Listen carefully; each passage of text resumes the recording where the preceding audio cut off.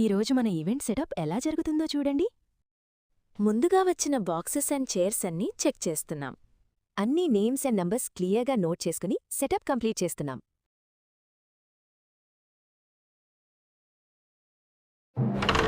ముప్పై 40 సంవత్సరాల క్రితం బ్యాంకింగ్ అంటే ఇప్పట్లా కంప్యూటర్లు, యాప్లు కాదు. అదో విలక్షణమైన ప్రపంచం. అవును, అది ఒక అద్భుతమైన కాలం. డబ్బులు డిపాజిట్ చేయాలన్నా, విత్డ్రా చేయాలన్నా గంటల తరబడి క్యూలో నిలబడి ఈ ఇత్తడి టోకెన్ల కోసం వేచి చూడాల్సిందే. ప్రతి ఖాతాదారుడి వివరాలు ఈ భారీ సైజు తోలు లెడ్జర్ పుస్తకాలలోనే దాగి ఉండేవి. డెబిట్లు, క్రెడిట్లు ప్రతీదీ చేతివ్రాతతో, నలుపు మరియు ఎరుపు సిరా పెన్నులతో చాలా జాగ్రత్తగా నమోదు చేసేవారు. క్యాలిక్యులేటర్లు కూడా లేని ఆ రోజుల్లో క్లర్కుల మైండు, వేళ్లు, అబాకస్లే వేగవంతమైన కంప్యూటర్లుగా పనిచేసేవి. డిమాండ్ డ్రాఫ్ట్లు, అధికారిక లేఖల కోసం ఈ మెకానికల్ టైప్రైటర్ల హోరు బ్యాంకంతా మార్మోగిపోయేది. ఈ రోజుల్లో ప్రింట్ అయ్యే పాస్బుక్, ఆ రోజుల్లో క్లర్క్ చేతివ్రాత మరి ఆ అధికారిక రబ్బర్ స్టాంపుతో మాత్రమే చెల్లుబాటయ్యేది. సాయంత్రం 5 గంటలకు బ్యాంక్ తలుపులు మూసుకున్నాక అసలైన యుద్ధం మొదలయ్యేది. అదే రోజువారీ టాలీ.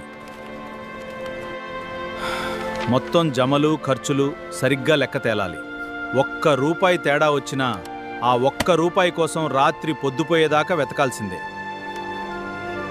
ఒక్కో లెడ్జర్ బుక్కును మరో బుక్కుతో సరిచూస్తూ ప్రతి ఎంట్రీని 2 ఉద్యోగులు క్రాస్ చెక్ చేసేవారు. చివరకు లెక్క టాలీ అవ్వగానే ఆ బ్యాంక్ సిబ్బంది పొందే ఆనందం, రిలీఫ్ వర్ణనాతీతం.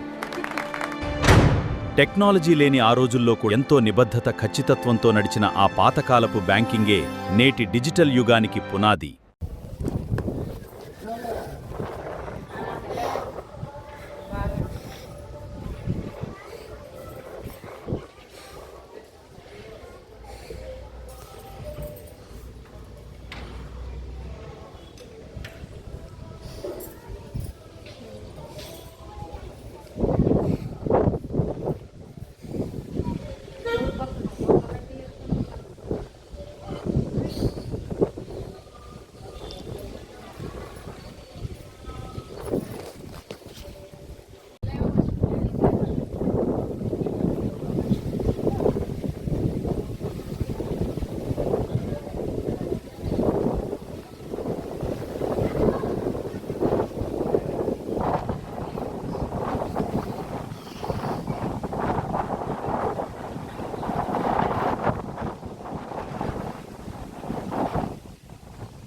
ఎక్కడ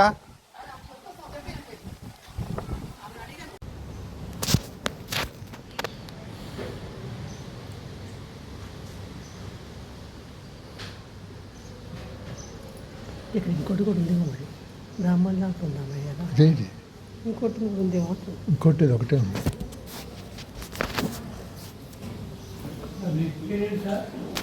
ఆదిరాజు ఉదయ భాస్కర్.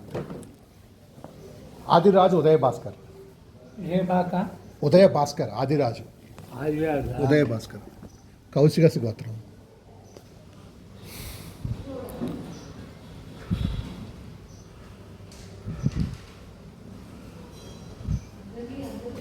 సెవెన్ 9110 5577 56 56.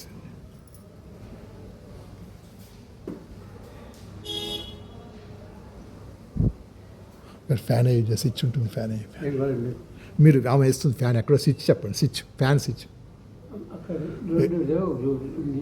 ఫ్యాన్ అయ్యి అక్కడ వేసి చూడండి.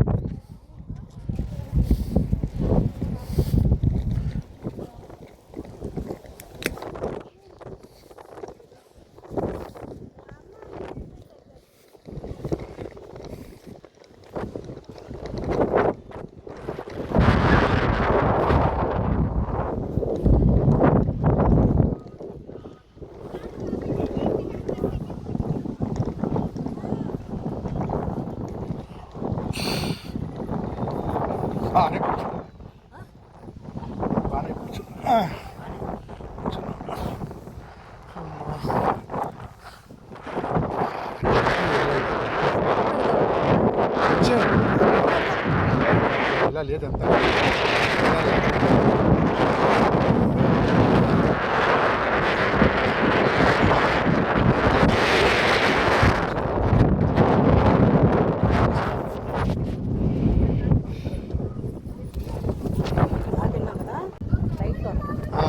ఇంత ఆకాశం మీద ఎలా ఉంటుంది గాలి ఎక్కడ తీసుకోవచ్చు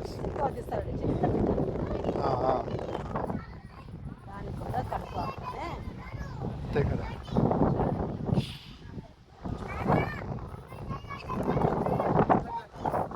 దగ్గర ఉంది కదా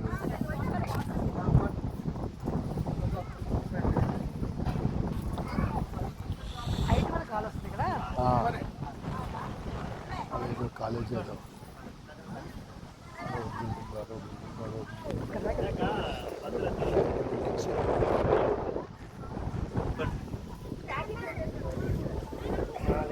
శివలింగం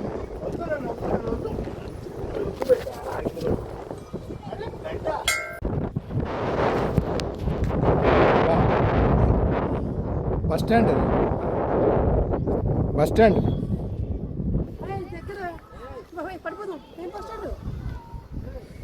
ఏదో ఫంక్షన్ నడుస్తుంది ఏమీ చూడలేదే అప్పుడు వచ్చినప్పుడు ఏమీ చూడలేదు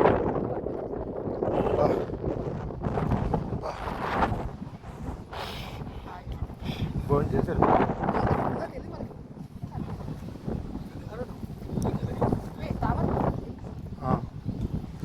బా హోటల్లా ఉంది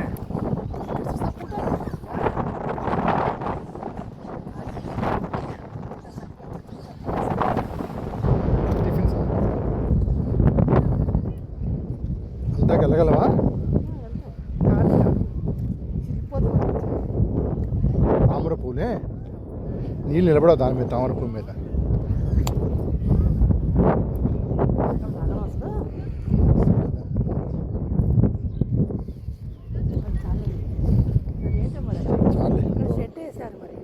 భోజనాలు చేసుకుంటాం మన భోజనాలు ఆ సినిమా షూటింగ్ అయినా చాలు ఎక్కడ చాలు నడిచి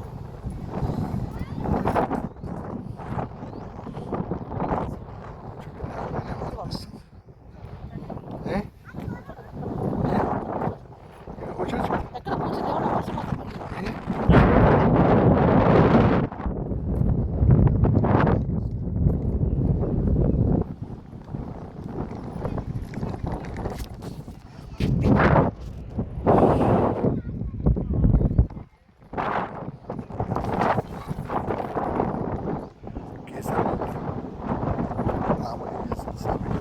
సందర్భంగా తీసిన వీడియో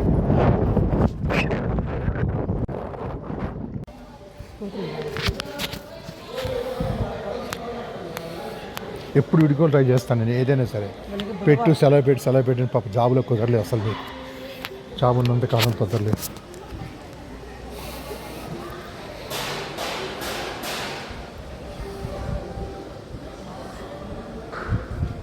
విడుకోలు ఏ టెన్షన్ లేదు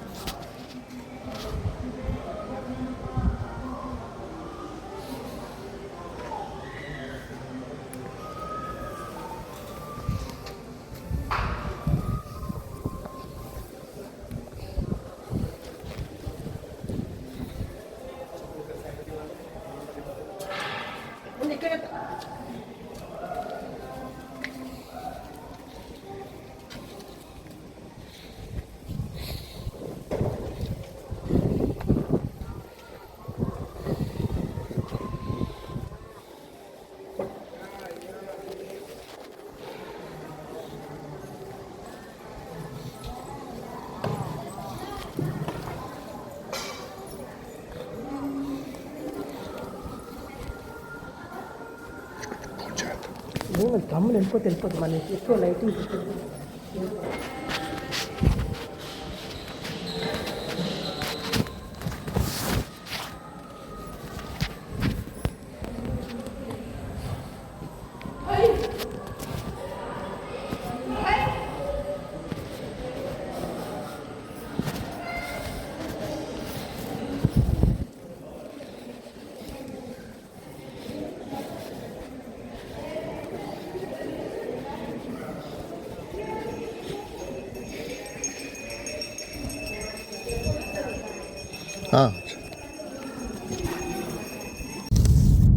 కేసరిగొట్ట శ్రీ రామలింగేశ్వర స్వామి టెంపుల్ దర్శనం కోసం వచ్చేసాం.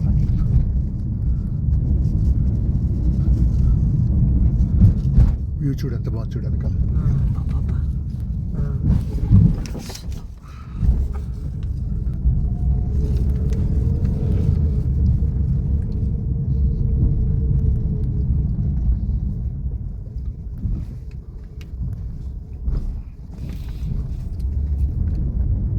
శివరాత్రి నాడు అలా లాస్ట్ టైం కార్తీక సోమవారం అప్పుడు వచ్చాం.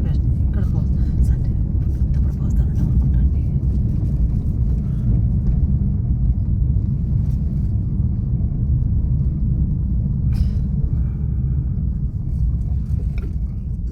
దేవుడి మీద భారం వేయగలుగుతాం. మరి చూద్దాం. ఆగమంటే అవుతావు కానీ ఇంతసేపు అవుతాను. నువ్వేనా ఆగడం? చేసేస్తామంటాం. నువ్వే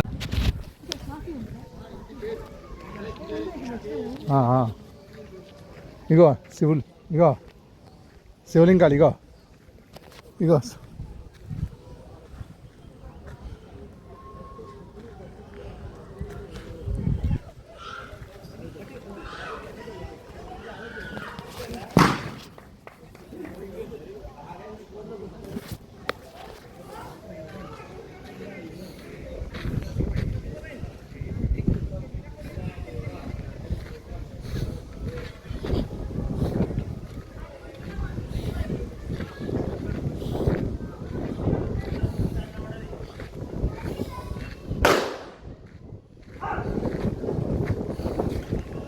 ఏంటి శబ్దం ఏంటి?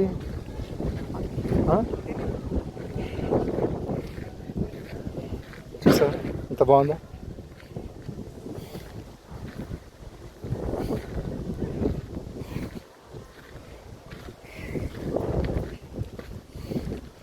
ఇదే నువ్వు అన్నది, ఎక్కువసేపు కూర్చోలేకపోయా ఆ రోజనే.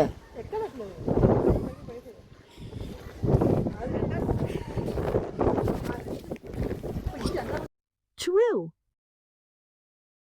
ఈ పచ్చ కొండలంచుల నుంచి మనమిప్పుడు లోపలికి వెళ్దాం.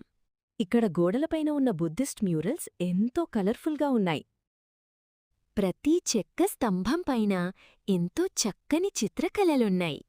ట్రెడిషనల్ అటైర్లో ఈ పవిత్ర ప్రాంతంలో తిరగడం ఒక గొప్ప అనుభూతి. ఈరోజు నేను మిమ్మల్ని చాలా ప్రాచీన మరియు అద్భుతమైన టెంపుల్స్కి తీసుకెళ్తున్నాను. తిరువెల్లారే టెంపుల్లో ఉన్న ఈ నల్లటి రాతి స్తంభాలు చూడండి, ఎంత బాగున్నాయో. ఇక్కడ భక్తి చాలా బాగుంటుంది. దేవుడి దర్శనం కోసం అందరూ చాలా ఓపికగా వెయిట్ చేస్తున్నారు.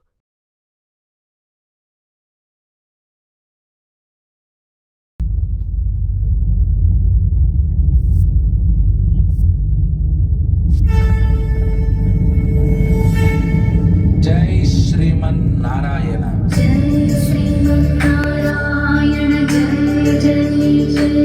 పరమ పవిత్రమైన భారతావనిలో ఎన్నో మహిమాన్విత క్షేత్రములు, అందులో 108 మాత్రమే దివ్య దేశములు. భగవంతునికి ప్రతి ప్రాణి తన సంతానమే. అందుకే దేవతలు, దానవులు, తపోధనులైన ఋషులు, దీనులైన జనులు, జంతువులు ఇలా ఎవరు భక్తితో విశ్వాసంతో పిలిస్తే వారి కోసం దిగి వచ్చాడు. వారి దుఃఖములను బాధలను తొలగించాడు. భక్తులు తనను నిత్యం సులభంగా దర్శించుకుని కష్టములను తొలగించుకోవటం కోసం అర్చా విగ్రహముగా దిగి వచ్చాడు. ఇలా ఎక్కడెక్కడ దయతో భగవంతుడు అవతరించాడో ఆ క్షేత్రములను ఆల్వార్లుగా పిలవబడే 12 మంది మహనీయులు తమ ప్రబంధాలలో పాటలుగా పాడారు. ఆ స్థానములే 108 దివ్య దేశములు.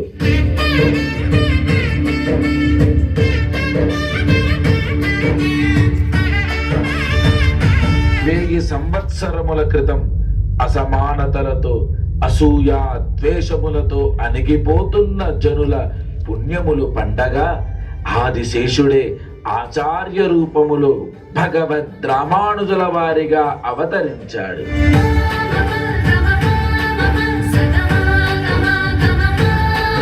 అసూయ, అసమానతలనే రోగముతో బాధపడుతున్న ఈ సమాజానికి, మాయావాద శూన్యవాదములతో సతమతమవుతున్న వేద ధర్మానికి దివ్య ఔషధమై నిలిచింది భగవద్ రామానుజుల వారి సమతా సిద్ధాంతం. సమాజములోని అసమానతలను